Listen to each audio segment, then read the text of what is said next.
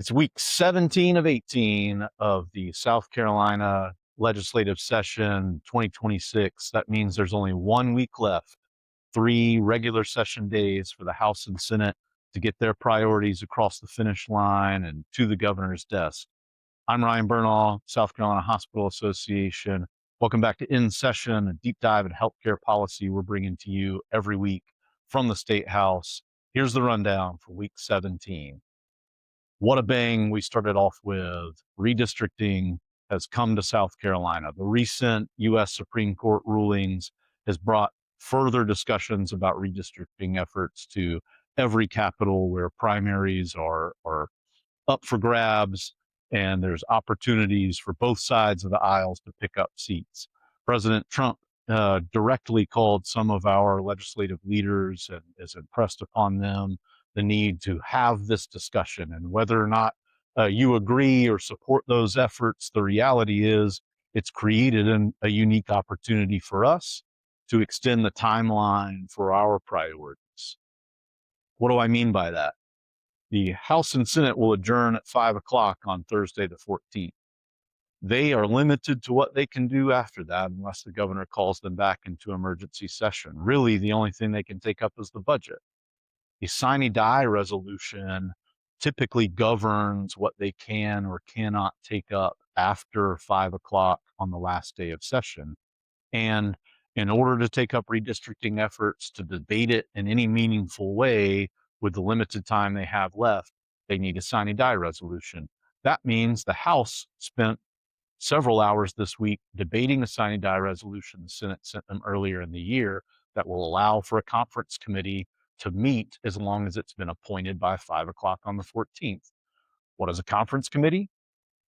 6 legislators, 3 House members, 3 senators that meet on legislation that is yet to be agreed upon. They get to debate it, compromise, and present that to the Senate and the House.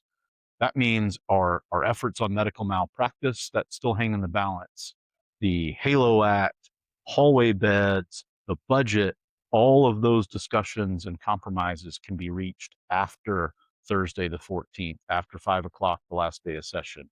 And so regardless of the redistricting position you may take at home, we're grateful that this may give us a window to get some of our priorities across the finish line.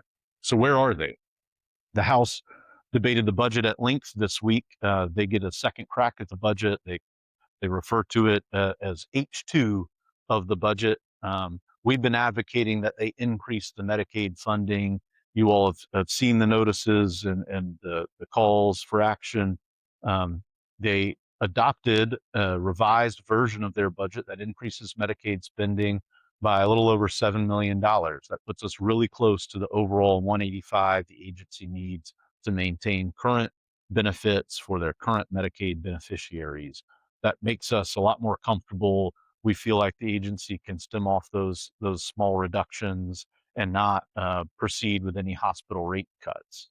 It's going to be imperative that we engage with the 6 conferees, the 3 senators and 3 House members debating the budget, and insist on the House funding level. As a reminder, the Senate came in at about 142. That puts the House at about 182, and we really need that higher number. Medical malpractice has really kind of stalled. As I mentioned, the redistricting discussion has really sucked a lot of the air out of the room in the last few days.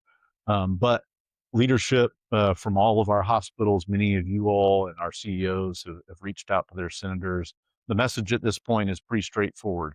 Pass something, get it back to the House so that we can get into a conference committee and negotiate on what those provisions ultimately look like and how that can make it to the governor's desk. We certainly don't want to see those caps go up any higher than they need to, but we understand the balancing act and in fairness, what we need to give in order to get some of the provisions on occurrences and gross negligence.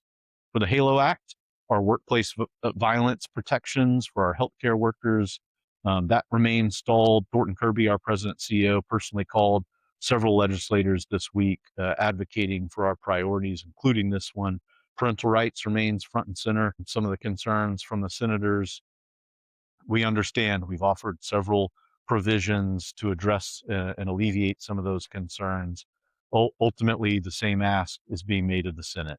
Pass the HALO Act, protect our healthcare workers, get it to the House, and at least get it into a conference committee so that those 6 members appointed to that specific conference committee can debate the nuances and specifics needed to send that bill, some version of it anyway, to the governor's desk. On hallway bed legislation are protections to ensure our hospitals can use beds in hallways or beds outside of patient rooms in emergency situations has also been hung up over concerns around surgical smoke laws. We reached compromise with the Association of Operating Room Nurses, pushing that language that would allow our hospitals to establish some policies on mitigating surgical smoke, but it's being contested. Really, the hallway bed bill is being contested because that isn't moving in the House. The surgical smoke bill isn't moving in the House. They're unrelated. They're unconnected. But that's the kind of last minute jockeying we're seeing. Looks like we finally got some movement this week and some concessions in the Senate, some procedural moves in the House. So we're hopeful that bill gets across the finish line in one way, shape, or form next week.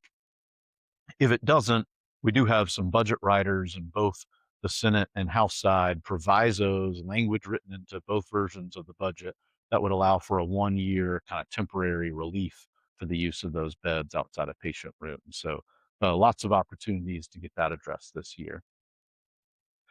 Finally, the Senate debated regulatory reform. Earlier this year, we sent out kind of a request for information, thoughts to many of you about how we might revise regulations that impact hospitals. Really, that's a proactive effort. Assuming this bill passes, the Senate took up the House regulatory reform package. That will truncate the timeline for regulations and require the legislature to proactively extend any regulation on the book moving forward. The goal here is to reduce the number of regulations across the board to the extent that it's reasonable to do so. That was really kind of a logjam in the Senate. The House really wanted to get that passed. So lots of dominoes falling, lots of things moving forward. 3 days left. There's still a lot to do. But we're in a better place than we were at the start of the week, thanks to the legislature taking some hard actions. Looks like they've cleared the path and at least gotten the discussion around redistricting off the table for the immediate future, and we'll look to see what they do in the coming months on that effort. Hospital of the week. This week, we welcomed Rebound Health to the State House.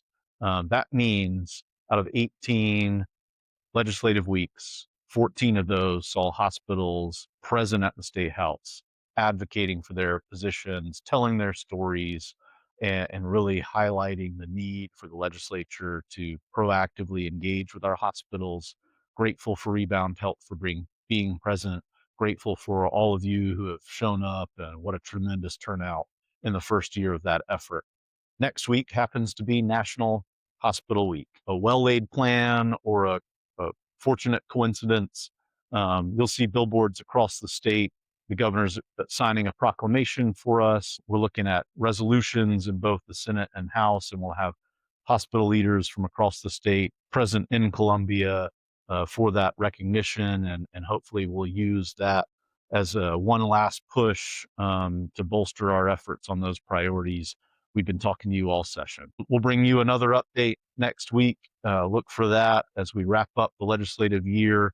We'll have a few more as we see how the remainder of the balance of the priorities that the General Assembly postures post sine die on Thursday, the 14th. That's all from week 17 of the legislative session. We'll see you next week on In Session.